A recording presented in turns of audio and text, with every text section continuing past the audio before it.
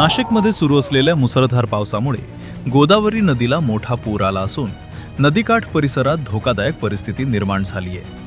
प्रशासन आणि पोलिसांकडून वारंवार नागरिकांना नदीपात्रापासून दूर राहण्याचं आवाहन केले जाते.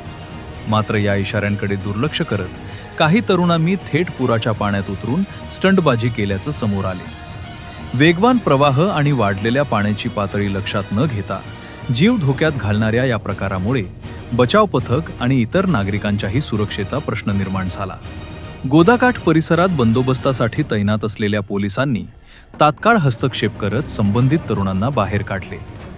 नियमांचे उल्लंघन करून जीवाशी खेळ करणाऱ्यांना पोलिसांनी चांगलाच दणका देत समज दिली.